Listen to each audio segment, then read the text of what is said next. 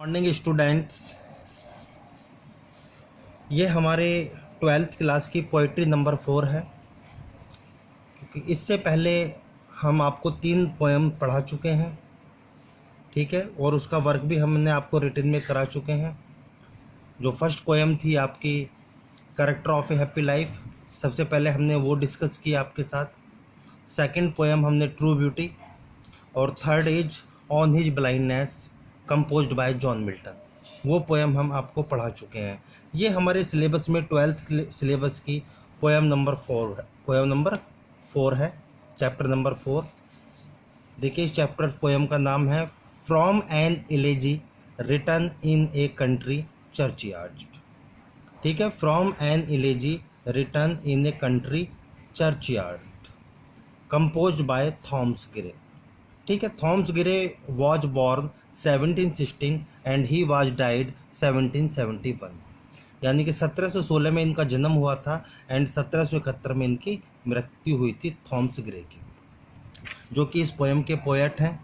ठीक है, देखिए, फ्रॉम एन इलेजी, इलेजी का मतलब होता है एक शोक संगीत। यानी कि जो किसी दिवंगत आत्मा के लिए, जब कोई बड़ा व्यक्ति मरता है, उसकी आत्मा के लिए जो शोक गीत लिखा जाता है, गाया जाता है, उसे एलेजी कहते हैं। यानी कि एलेजी का मतलब है ए सोरोफुल सॉन्ग, एक दुख भरा गीत। ठीक है, चर्च यार्ड का मतलब होता है कब्रिस्तान। क्लियर, चर्च यार्ड का मतलब होता है कब्रिस्तान। ठीक है, इस पोएम की थोड़ी सी बैकग्राउंड आपको मैं बता देता हूँ। ठीक है, यानी कि जो कवि है एक कब्रिस्तान में बैठा हुआ है, एक गांव है नज़दीक, उस गांव में एक चर्च है और उस चर्च के पास एक कब्रिस्तान है जहां पर कवि अकेला बैठा हुआ है। और ठीक है ना, actually students, the poem is an इलेजी। The poet is sitting alone in a country churchyard. Soon he thinks about the common men who are buried in their small graves. They will never come back because death comes to all. ठीक है ना, यानी कि कवि के according मृत्यु एक दिन सबको आनी है, चाहे वो गरीब हो चाहे अमीर हो। ठीक है, उसी चीज़ को उन्होंने अपनी पोएम में ढाला है थॉमस ग्रे ने। चलिए इसके लाइंस पे आते हैं, पोइट्री लाइन पे, और इन्हें आपके साथ डिस्कस करता हूँ। बड़े ध्यान से इसे ऑब्जर्व करें और बड़े ध्यान से पढ़ें। An elegy written in a country churchyard composed by Thomas Gray. Elegy का मतलब शोक संगीत। देखिए, स्टार्टिंग करेंगे इस पोएम की, बड़े ध्यान से देखें।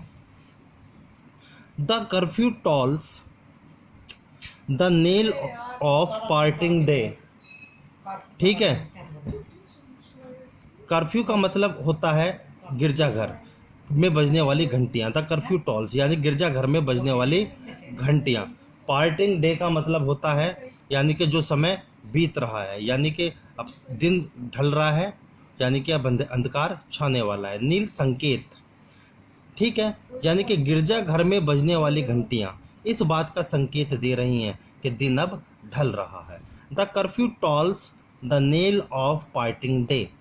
ठीक है ना, यानी कि गिरजाघर में जो बजने वाली घंटियां हैं वो इस बात का संकेत दे रही हैं कि दिन अब ढल रहा है। द लोइंग हर्ड, लोइंग कहते हैं जंबाते हुए, हर्ड यानी कि पशुओं का झुंड। विंड धीरे धीरे स्लोइंग ओवर द ली, ली का मतलब होता है चारागाह यानी कि घास का मैदान। यानी कि जंभाते हुए पशुओं का झुंड धीरे धीरे यानी कि चारागाह से, घास के मैदान से अपने घर की तरफ लौट रहा है। द प्लोमैन, प्लोमैन का मतलब है किसान। होमवर्ड यानी कि घर की तरफ। प्लॉट्स हिज वेरी वे, वेरी वे का मतलब है थका हुआ, वेरी थका हुआ। वे का मतलब है रास्ते से नहीं है, जो किसान थका हुआ है उसके बारे में यहाँ पोएट बताना चाह रहा है। यानी कि जो किसान है जिसने सारे दिन खेत में काम किया, और वो थक हार कर धीरे धीरे कदमों से थका हुआ अपने घर की तरफ लौट रहा है। And leaves the world to darkness and to me, और कुछ समय बाद इस संसार में अंधकार छा जाएगा, और यानी कि मैं, यानी कि कवि, इस कब्रिस्तान में जो बैठा हुआ कवि है, मैं यानी कि अकेला रह जाऊंगा। क्लियर, तो इस स्टेंजा में इसको दोबारा ध्यान से देखें। The curfew tolls the knell of the parting day, the lowing herd wind slowly over the lea, यानी कि गिरजाघर की घंटियां बज रही हैं, वो इस ओर संकेत दे रही हैं कि दिन ढल रहा है। ठीक है, यानी कि जो पशुओं का झुंड है वो जंभाते हुए धीरे धीरे घास के मैदान से घर की तरफ लौट रहा है। The ploughman homeward plods his weary way, जो किसान जिसने सारे दिन खेत में काम किया थका हुआ है, धीरे धीरे वो भी अपने कदमों से घर की तरफ लौट रहा है। और and leaves the world to darkness and to me, कुछ समय बाद इस संसार में अंधकार छा जाएगा और कवि यानी कि वो अकेला रह जाएगा। ये स्टैंजा नंबर फर्स्ट था। स्टैंजा नंबर सेकंड को डिस्कस करते हैं। देखिए, बेनिथ का मतलब होता है नीचे, यानी जिस तरह अंडर की तरह ये वर्ड यूज होता है। बेनिथ एक प्रेपोजिशन है। Beneath those rugged elms, rugged का मतलब खुरखुरा, एल्म्स का मतलब होता है चिरबिल के पेड़ या चिरबिला का पेड़ कह सकते हो आप। That view tree said, view tree said का मतलब है सदाबहार पेड़, यानी कि कवि के सामने कुछ चिरबिल के पेड़ हैं, कुछ सदाबहार पेड़ हैं। उन सदाबहार पेड़ों के नीचे कुछ खुदरे हुए चिरबिल के पेड़ हैं, यानी कि सूखे हुए। ठीक है, where heaves the turf in many a mouldering heap, यानी कि जो बदल गए हैं। पहले वो छोटी छोटी कब्र थी, अब वो बिल्कुल मिट्टी के ढेर में बदल गए हैं, जिसमें कुछ घास फूस निकल आई है। वो जो कब्र थी अब मिट्टी के ढेर में वो बदल चुकी हैं। ठीक है, each in the narrow cell for ever laid, narrow cell का मतलब होता है छोटी छोटी कब्रें। अब उन छोटी छोटी कब्र में वो जो गरीब किसान लोग हैं वो लेटे हुए हैं। ठीक है, बिल्कुल छोटी सी जगह है जहाँ पर वो लेटे हुए हैं। द रूट्स फोर फादर्स का मतलब होता है पूर्वज, रूट्स का मतलब अशिक्षित लोग, भद्र लोग। ऑफ द हेमलेट स्लीप, हेमलेट का मतलब होता है एक स्मॉल विलेज, यानी कि छोटा गांव। वो सब लोग उस छोटे गांव के अशिक्षित या सामान्य लोग थे, जो हमारे पूर्वज थे, जो हमेशा के लिए उन कब्रों में सोए हुए हैं। तो इस स्टैंजा में कवि कहना चाह रहा है कि कवि के सामने कुछ चिरबिल के सूखे हुए पेड़ हैं, कुछ सदाबहार पेड़ हैं, सदाबहार पेड़ के नीचे कुछ खुदरे यानी कि मिट्टी के ढेर बने हुए हैं, यानी कि जो पहले कब्र थी अब वो मिट्टी के ढेर में बदल चुकी हैं। ठीक है ना, ईच यानी कि अब वो छोटी छोटी कब्रें हैं जिसमें वो किसान लोग, गरीब लोग लेटे हुए हैं, वो हमारे पूर्वज हैं। The rude forefathers of the hamlet sleep, वो हमारे पूर्वज हैं, जो छोटे से गांव के पूर्वज हैं, सामान्य लोग हैं, गरीब लोग हैं, जो कि हमेशा के लिए उन छोटी छोटी कब्रों में सोए हुए हैं। नेक्स्ट स्टैंजा की तरफ चलते हैं स्टूडेंट्स। देखिए, the breezy call of incense breathing morn, कहते हैं सुबह का समय। ब्रीजी का मतलब होता है हवा, ताज़ी हवा, और सुगंधित सुबह। ठीक है, इंसेंस का मतलब होता है सुगंधित, यानी कि सुबह की ताज़ी सुगंधित हवा चल रही है। द स्वेलो ट्विटरिंग, चहचहाना, स्वेलो का मतलब होला अलाबिल, यानी कि जो चिड़िया होती है, एक प्रकार की चिड़िया है स्वेलो। ठीक है, फ्रॉम द स्ट्रॉबुल्ट शेड, यानी कि वहाँ पर कुछ चिड़िया के छोटे छोटे घोंसले बने हुए हैं जहाँ से उनकी चहचहाने की आवाज़ गूंज रही है, आ रही है। द कॉक्स शिरिल किलरेंस और द इंचॉइंस हॉर्न, इनकॉइंग हॉर्न का मतलब क्या होता है, हॉर्न यानी कि घंटी। वो शिकारी जब जो आखेट पर जाता है शिकार करने के लिए और उससे पहले बैल बजाता है, घंटी बजाता है। ठीक है, इस बात का संकेत देता है, वो शिकार पर जाने का संकेत देता है। यानी कि जो कॉक्स यानी कि मुर्गा जब सुबह के समय लोगों को उठाने के लिए बाग देता है, तो बताया जा रहा है कि सुबह मुर्गा जो है बाग दे रहा है, शिकारी आखेट के लिए, शिकार के लिए हॉर्न बजा रहे हैं, जा रहे हैं। No more shall rouse them from their lowly bed, लेकिन वो जो सामान्य लोग हैं, गरीब लोग हैं, जो उन छोटी कब्रों में लेटे हुए हैं, लोइंग बेड यानी कि वो अपने बिस्तर में अंदर, कब्र के अंदर जो लेटे हुए हैं, उन सबको कोई नहीं उठा सकता। क्या नहीं उठा सकता? सुबह की सुगंधित हवा नहीं उठा सकती, चिड़ियाओं का चहचहाना नहीं उठा सकता, मुर्गे का बाग देना, शिकारियों का शिकार पर आखेट पर जाना, हॉर्न की आवाज़ भी उन्हें नहीं उठा सकती। यानी कि इस स्टैंजा में कवि बताने का प्रयास कर रहा है कि जो सुबह की ताज़ी और सुगंधित हवा है, जो चिड़ियाओं का चहचहाना है, यानी कि जो मुर्गा सुबह उस सबको उठाने के लिए बाग देता है, शिकारी शिकार पर जाने के लिए हॉर्न बजाते हैं, ठीक है, उन सब की आवाज़ें भी, उन सब की गूंज भी, यानी कि उस कब्र में सोए हुए जो सामान्य गरीब लोग हैं उन्हें नहीं उठा सकती। क्लियर यहाँ तक? चलिए स्टूडेंट्स, नेक्स्ट स्टैंजा।